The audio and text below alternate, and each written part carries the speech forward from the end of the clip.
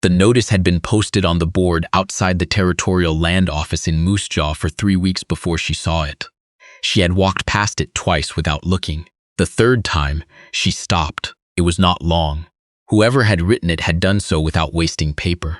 A grain operation outside of town, 40 minutes by wagon. The owner needed someone who understood accounts and was not afraid of the work that came before the accounting. Room and board provided. Wages modest but steady. If the arrangement suited, there was the question of a more permanent arrangement. That was exactly how it had been phrased. The question of a more permanent arrangement, as if marriage were a line item that required balancing. She stood on the wooden sidewalk with the October wind coming off the flat in long, cold sweeps and read it a second time. Around her, Moose Jaw moved through its morning. A man argued with a horse. 2 women in good coats came out of the milliner's and didn't look at her. The man at the land office window pretended to be busy with a ledger. She had been in Moose Jaw 11 days. She had come from Regina on the late train with a traveling case and a tin box she kept locked and held on her lap the whole journey. In Regina, she had been keeping accounts for a dry goods merchant since April. Before that, medicine hat. Before that, 3 years she did not talk about anymore, except in the way you talk about weather that's already passed. She was 28 years old. She had buried a father and a fiancé in the same year, which was the kind of coincidence that didn't ask your permission and didn't offer an apology after. She had spent the time since becoming very careful about what she agreed to and very clear-eyed about what things actually were versus what people said they were. The notice used the words honest arrangement. She had decided that was worth something. She copied down the address in the small notebook she kept in her coat pocket and went to find a wagon going south.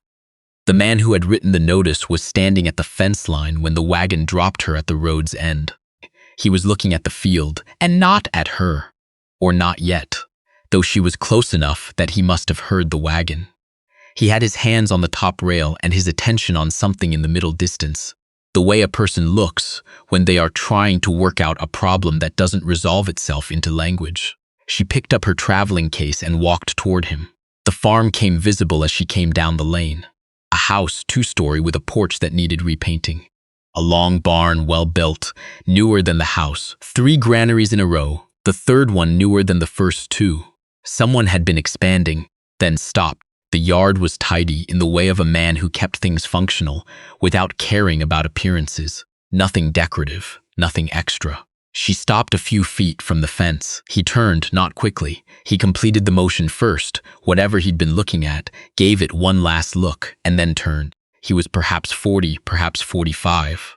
A face that had been outside for a long time, creased in the particular way of men who squinted through a lot of bright sky. Dark eyes, steady. He was not a large man, but he stood like one, the kind of stillness that is not passivity but patience.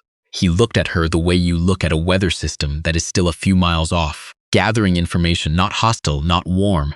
Just attending, he said. You answered the notice. She said, I did. He looked at her bag, then at her face. He said, you keep accounts. She said, for 6 years. Dry goods, livestock sales, crop yields. I know the difference between a ledger that's been fudged and one that's been neglected, he said. Mine's been neglected. She said, I assumed. Something shifted in his expression. Not a smile. The possibility of one, considered and set aside. He unhooked the gate and held it open. She walked through. The house was cold in the way of a house where the stove got lit for cooking and not much else. The kitchen was large and functional, a good iron range, a work table with a crack down the center that had been filled with something dark and smooth, pine tar or beeswax. The window above the dry sink looked out onto the south field. She noted the window first. The light coming through it was flat and good, the kind you could work by all morning. He showed her the room off the back hallway, a bed, a chest of drawers, a window facing east. The window had a curtain that had been washed so many times it had gone from whatever color it started as to a pale, undecided gray. She set her case on the bed. He said, the books are in the front room. I'll show you after supper, she said. I'd rather see them now. He looked at her for a moment, then turned and led her to the front room. The books were on a shelf above the writing desk, 6 ledgers going back 12 years. She pulled the most recent one first. The entries were in 2 distinct hands. The first, precise and small, ran up through 5 years ago. The second, the current one, was the kind of writing that happened when a man was more comfortable with his hands than with a pen. Large letters, uneven space, numbers that were accurate but not well organized. She said, "Who kept them before?" He said, "My wife." She kept her eyes on the ledger. She said, "How long ago?" He said, 5 years in March." She turned a page. She didn't offer anything in return. He hadn't asked for it. She said, "The entries from last fall are incomplete." He said, "It was a difficult fall." She left it there. She set the ledger on the desk and looked at the shelf.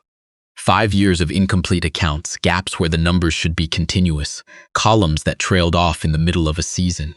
Not dishonesty, grief that had gone on too long to call it grief anymore and become simply the shape of things. She said, "I'll need a week to understand what's here before I can tell you what's missing." He said, "Take the time you need."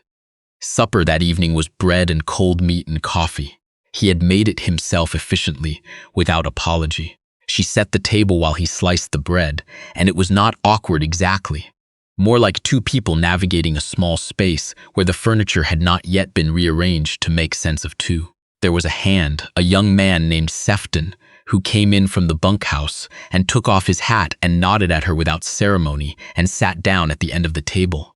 He had a frank, open face and the hands of someone who had been working since he was 12. He looked at the cold supper and then at her and then at his plate, not impolitely. She said, "There'll be something hot tomorrow." Sefton said, "Don't trouble yourself on account of us." She said, "I won't." He almost smiled at that. She had the sense he was going to be straightforward, which she appreciated. The man said nothing, but he watched the exchange with the same attending look he'd worn at the fence line. After supper, she went back to the front room and worked at the ledger for 2 hours by lamplight. She could hear the two of them outside, the creak of the barn door, low voices, the particular sounds of work being done in the dark because there was still work to do. She was beginning to understand the rhythm of the place from the sounds it made. A farm had a grammar to it if you listened long enough. The entry she found at the bottom of a November column stopped her. 22 head sold at below market. The note said only, "No choice." She looked at the date. 2 months after his wife had died. She turned the page and kept going. She was up before him. She had built the fire and started the porridge and had the coffee on before she heard his boots on the stairs. He came into the kitchen and stopped in the doorway the same way he'd stopped at the fence. Gathering. He said, "You didn't have to." She said, "The fire needed laying regardless." He sat at the table. She set a plate in front of him without asking. He looked at it, then at her. He said, "Sefton eats out at the bunkhouse usually." She said, "I'll make enough for him too. If he wants it, he can come in. If not, it keeps." He picked up his fork. Outside the window, the sky was doing that particular prairie thing of going from black to gray to the color of old pewter, all in the space of 10 minutes. She watched it while the porridge finished and thought about the ledger. The 22 head sold at below market. Another entry, March, where the seed costs jumped sharply. She had a question about that. She said, "The seed purchase in March of last year. You switched varieties," he said without looking up. "The early variety kept winter killing," she said. "The new variety costs 40% more." He said, "I know what it costs." She said, "The yield records from the new variety aren't in the book yet." He set down his fork. He looked at her directly for the first time that morning, and it was not an irritated look, more the look of someone recalibrating something. He said, "I didn't write them down," she said. "What was the yield?" He looked at the window. He said it had been better. Enough better that it had mattered. He said the number. She stored it in the part of her mind where she kept figures that needed connecting to other figures before they meant anything. She nodded and turned back to the stove. Sefton came in at 7:20, hat in hand, and she gave him a bowl without asking, and he sat down and ate without making anything of it. She noticed that he glanced at the man at the head of the table once. A quick checking glance, and that the man gave a slight nod toward the bowl that meant eat it. As if Sefton had needed reassurance that this was allowed. As if the kitchen had been a room with different rules not so long ago, and they hadn't quite stopped checking. She thought about the woman who had kept those ledgers. Small, precise handwriting. Columns that ran continuous and unbroken for years. Whatever had lived in this kitchen before she arrived, she was not going to replace it. She was something else. She was here for the accounts and the cooking, and whatever else the work required. That was clear to her, and she thought it ought to be clear to him, though she had not said it aloud yet. She would if she needed to. The problem she found in the third week was not in the books. She had gone out to check the south fence line on a Thursday morning because Sefton had mentioned the posts needed looking at before the ground froze hard. She had taken the gray mare, a steady animal with an opinion about mud but none about anything else, and written the line south to where it met the section road. The fence was fine. The posts were solid. What was not fine was the field on the other side of it. She pulled up and sat for a while, looking. The crop was long since harvested, the stubble flat and pale in the cold morning. But the color of the soil at the edge of the field, near the low corner where the drainage ran, was wrong. Not the dark, particular wrong of standing water or rot. A lighter wrong, kind of pale, ashy color that came from soil that had been leaching. She had seen it once before on her father's land in Saskatchewan, the year before he sold. She had been 19 and she had not known what it meant then.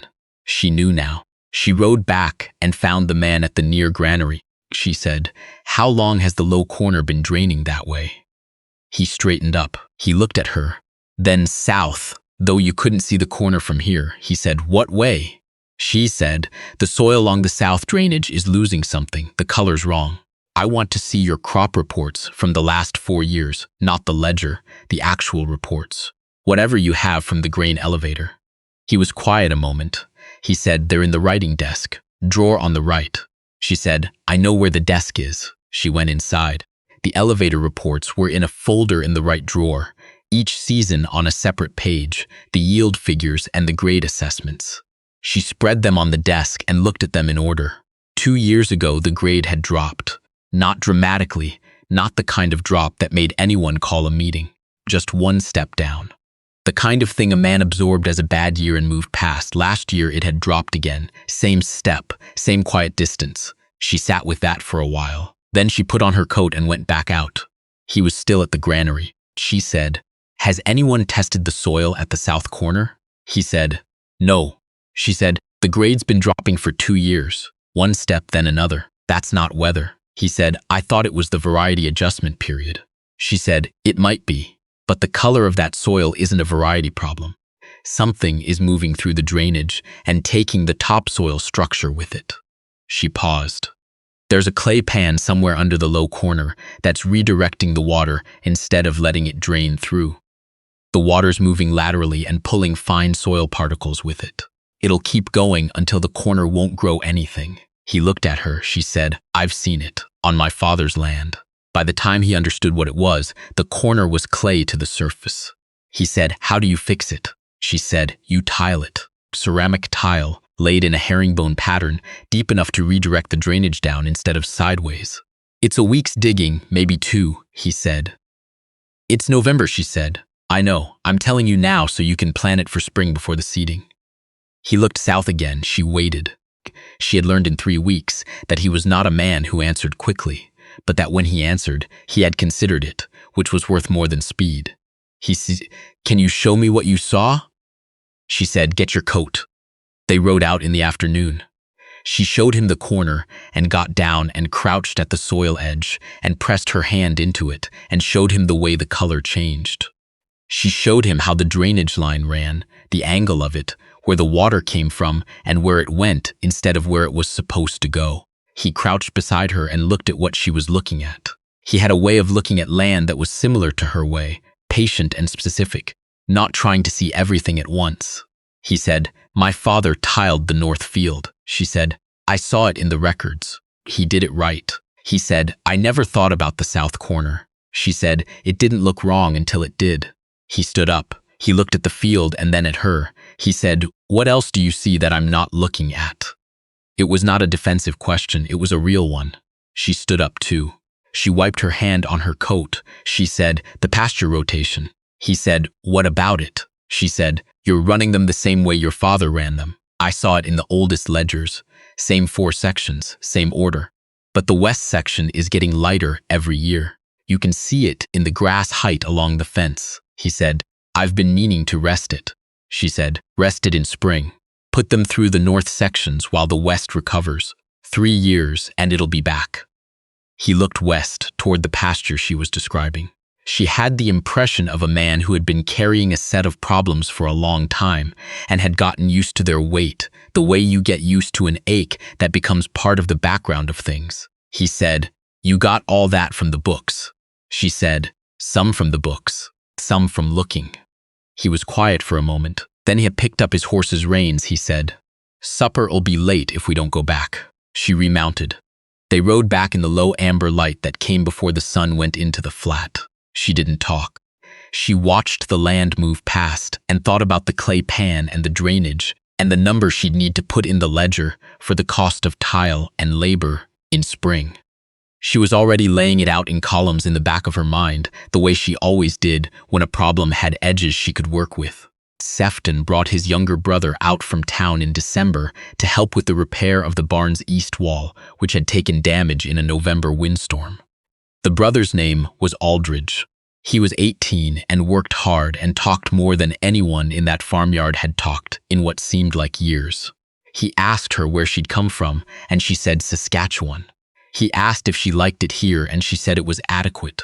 He seemed to find that funnier than she intended. He was there a week and a half. He ate at the table every morning and evening.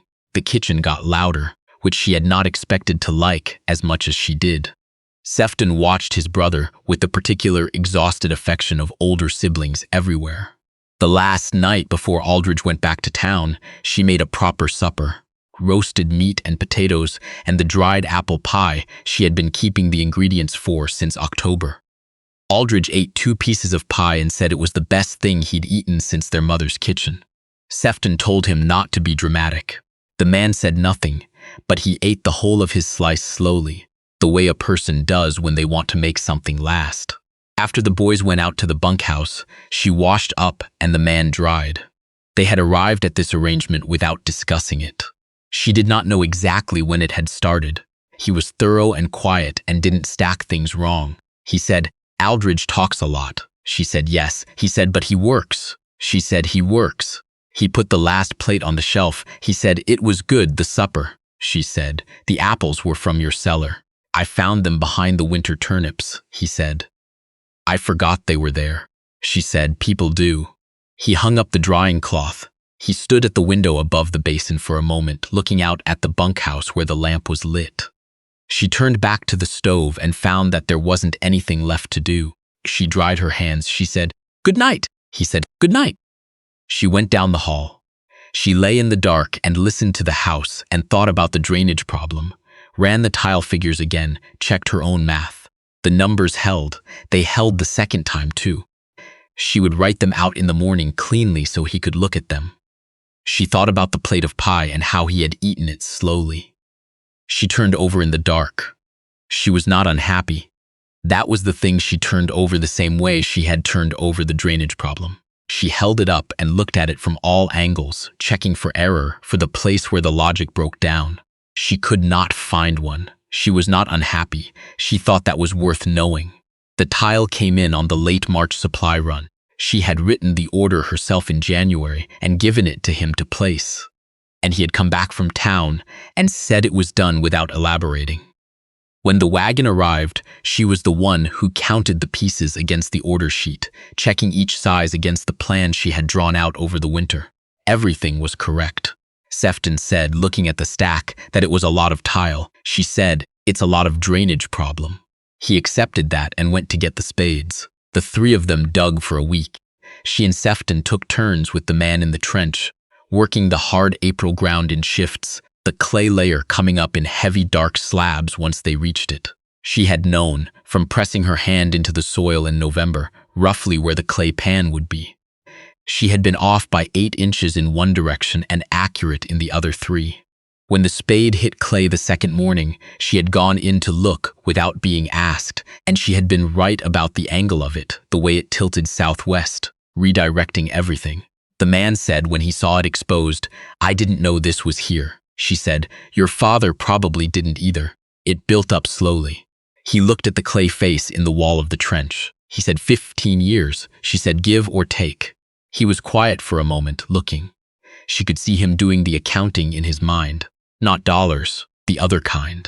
The cost of the years before you understand something. She understood that accounting. She had done her own version of it. She said, "It'll be better now." He nodded once and climbed back out of the trench.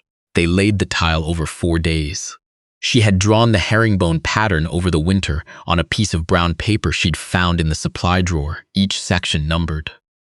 Sefton held the paper and called out the numbers, and she and the man set the tile. By the end of the 4th day, the corner was filled in and tamped, and the earth looked like any other earth, unmarked. That evening, they were both too tired for much. She put soup on the stove, and he fell asleep in the chair by the front room window and woke up when she set the bowl on the side table and looked, briefly, like a man who did not know where he was. Then he looked at her and seemed to locate himself. She went back to the kitchen. In May, the Territory newspaper ran a short notice about land improvement projects in the region. A man 2 sections over had dug a new well. A woman in the next township had started a kitchen garden cooperative. At the end of the column, 3 lines about the grain operation south of town, yield improvements expected, new drainage work completed. They spelled the farm name wrong. She was reading it at the table when he came in. She handed it to him without comment. He read it. He said, "They've got the acreage wrong too." She said, "The drainage part is accurate." He set the paper down. He looked at her and said, "The elevator manager asked me last week who was keeping my books now." She said, "What did you tell him?" He said, "I told him the arrangement had worked out." She looked back at the paper. She thought about the word arrangement. She thought about the notice on the board outside the land office in October, the question of a more permanent arrangement, and how she had stood on the wooden sidewalk with the wind off the flat and read it twice. She had made a decision then that she did not fully understand until now, looking at 3 lines of newsprint about a drainage project that would not have happened if she had not ridden that fence line in November and known what she was looking at. She said, "Sefton asked me if I was staying." He said, "What did you tell him?" She said, "I told him I hadn't decided." He was quiet for a moment. The kitchen was quiet too, the particular quiet of a late May afternoon when the work was done for the day and the evening hadn't started. She could hear the cattle in the near pasture, the low, comfortable sound of animals with enough grass and enough water. He said, "The books are in better shape than they've been in 5 years, she said. "I know," he said, "and the south corner will seed properly this year." She said, "I know that too." He said, "I'd like you to stay." She looked at him. He was looking at the window, and there was something in the set of his face that was not an easy expression for him. Not the attending look she had learned over the winter, not the problem-solving stillness. Something more exposed than either of those. She said, "What would that look like?" He said, "Like what it looks like now, but without the question of whether it continues." She considered that. She thought about the ledgers and the clay pan and the window that faced east and the way the kitchen sounded in December with 2 young men at the table arguing about pie. She thought about the plate he'd eaten slowly. She thought about the drying cloth, hung straight. She said, "I'd want to finish the west pasture rotation before anything else gets decided." He looked at her then. He said, "That's 3 years." She said, "Yes." He was quiet long enough that she thought she might have misjudged something. Then he said, "The rotation was your idea." She said, "I know." He said, "All right." She turned back to the stove. Behind her, she heard him pick up the newspaper. She heard him fold it. He said, without looking up, "They'll print a correction if you write them." She said, "I'll write them on Monday." She did not say anything else, and neither did he, and the kitchen stayed quiet in the good way it had learned to be quiet over the month since October, the way of a place where 2 people had been long enough to stop filling the silence and start living in it instead. Outside, the west pasture moved in the early evening wind, the grass long and a little unruly, and full of exactly the kind of life that came back when you gave it time and left it to do what it knew how to do. She watched it through the window until the light went.